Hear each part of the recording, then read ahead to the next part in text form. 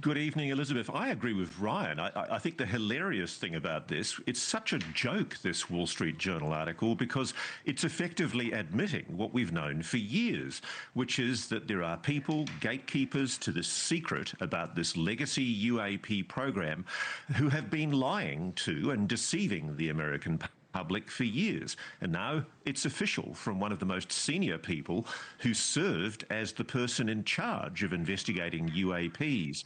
Put simply, his explanation makes no sense. The idea that this would just be part of a hazing ritual to try and encourage people to believe in aliens as a cover for some secret US stealth program, it really doesn't make a lot of sense. We've known for years that disinformation is being used and that UFOs are often used as cover. But that doesn't explain the first-hand witnesses who say they have seen craft and that they have direct knowledge of a UAP program.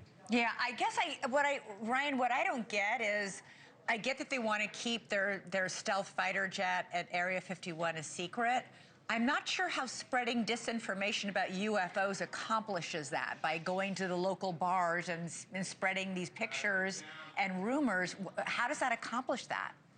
I mean, perhaps that had some effect in the 50s or 60s, but I think in the modern era, they're just going to be drumming up more interest than fear. So no, I don't think it's a very effective tactic, and I frankly can't really accept that that would be a widespread implementation technique that would be used.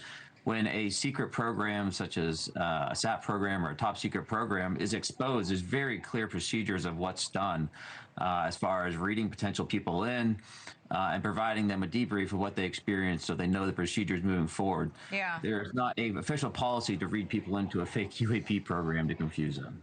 Ross, the Wall Street Journal article alleges that some of the officers who fell victim to this hazing ritual, who were being fed fake information, were told that the program they were joining was called Yankee Blue, and that it was part of an effort to reverse engineer technology on the craft. I gotta be honest, this sounds a lot like what David Grush told you and me in his interviews after he blew the whistle. Look, it's quite clear, Elizabeth, that someone in the Pentagon has tailored what is quite clearly deliberate disinformation just to confuse the public.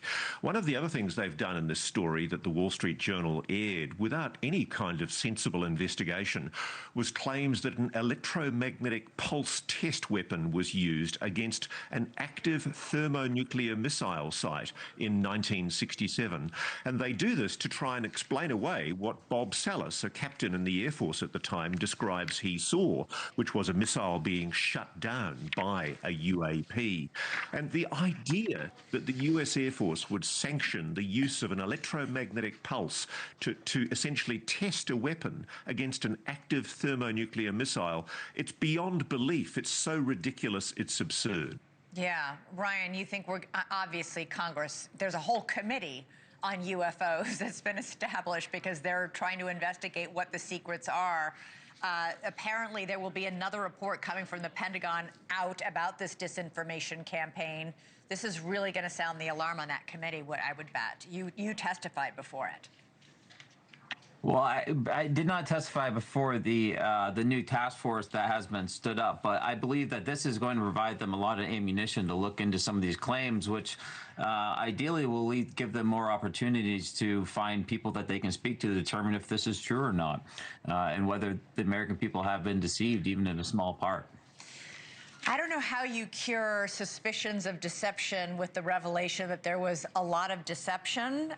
So we shall see, gentlemen.